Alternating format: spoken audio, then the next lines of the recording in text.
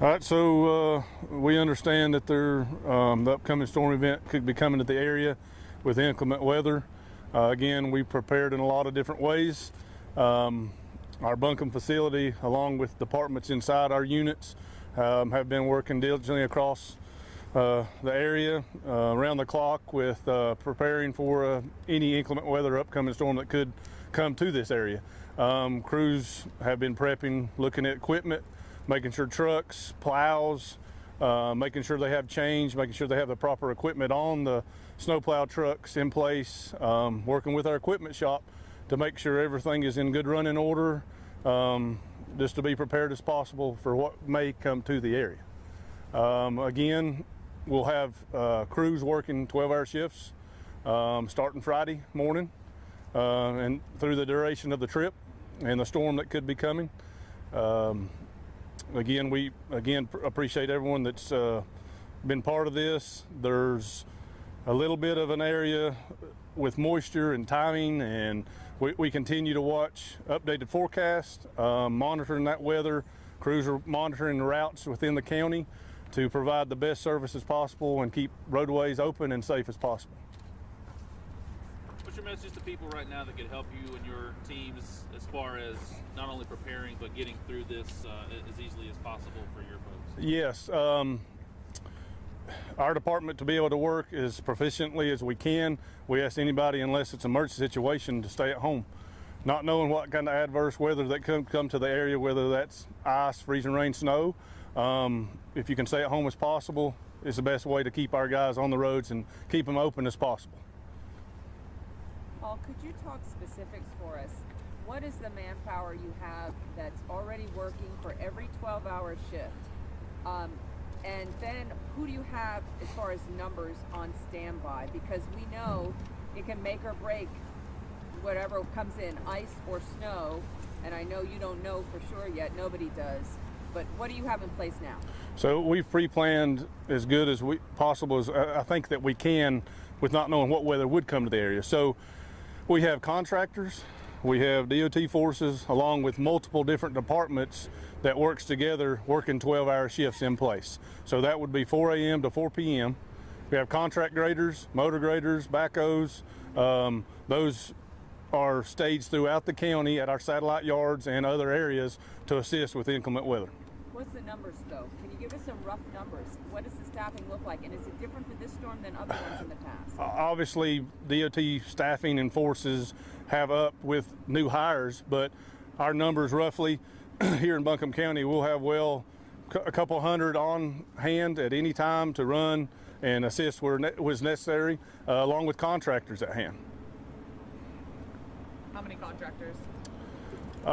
It just depends. There's cut and shove contractors. There's, contractors like Florida United that's on the I-4700 project, Exit 44 contractors. So just depends on the area. We have on-call contractors that we can call, but they're staged in place. So we have cut and shove crews that'll be on hand, be in place for icing event, trees down to help remove those from state maintained roadways.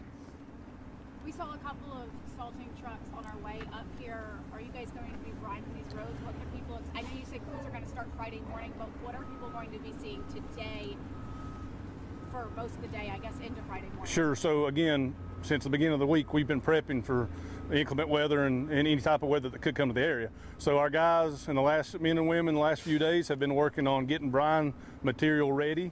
As you can see over here, guys right now are working on brine, mixing brine to be prepared to put it on state maintained routes, including interstates, primaries, and bare pavement condition areas. And when we see those salt trucks and those brining trucks on the road, what is the best thing you can tell someone who sees one if they're passing or if they try to pass it? Just be cautious and conscious at the same time. Those men and women at work need space, so keep safe traveling distance from those trucks and just be prepared for anything that could come with those conditions. How much salt do you think y'all will use, or how much do you have? How much salt do you have? So our storage areas are full. We've got multiple staging areas, satellite yards, but we're full in Buncombe County. We probably got 6,000 tons of salt right now and sand. So we've got plenty of material on hand. Just being ready to be able to place that where it's needed throughout the county. A rough estimate, how many roads do you think your crews will be treating? Well, again, priorities for treating highway, state maintained roadways in the county, we start with interstates. So all interstates, 26, 240, and 40, that'll be hit first priority wise. Then our NC or primary routes will be hit next. And then obviously following that, there'll be secondary routes. So that secondary is least in priority, but all roadways are important, and we'll get to those as soon as possible and as best as we can. Do you know the mileage by any chance? The mileage roughly, I mean, over 1,700 miles of roadway treatment that would need to be placed. But again, according to the weather and how we get to those when the weather comes in is just dependent on that. And that's just in your county, 1,700? Yeah, that's just in Buncombe County. That's roughly, it's larger than 1,700, but again, you know, depending on interstates, highways divided, median highway divided locations. So, I mean, there's a lot of area, but, you know, all is important. I understand the DOT is still working on shoring up some roads Yep. more permanently that were damaged during Helene. Sure. Are there areas that the department has identified as particularly vulnerable to this type of weather that is approaching? So again, dealing with snow and ice, it throws another aspect, you know, after Helene. So a lot of the roadway repairs in certain areas of the county, we've made those repairs to shore them up and make them safely, not just for the traveling public, but for our guys to actually go out and provide the service they need during a snow and ice event. So there's no areas you've identified? Right now, we think most of the areas in the you know, in Buncombe County, whether that's secondary, primary, or interstate areas, are safe enough for us to be able to do our work proficiently with the guys at hand, and we should be safe. Do you have any insight to roads outside of Buncombe County? Again, each county has a county maintenance engineer, and again, it could be a private roadway, but again, I can speak on Buncombe County, but all counties, you know, are diligently working across the clock. Could you talk about the nuance difference between if we get in a coating of snow Saturday versus freezing rain to start? How do you change what you're going to do? So again, placing brine, you know, material first before an event helps with ice, you know, capping the roadway. So it keeps it from freezing to the roadway. So obviously before an event, at times we would place the brine.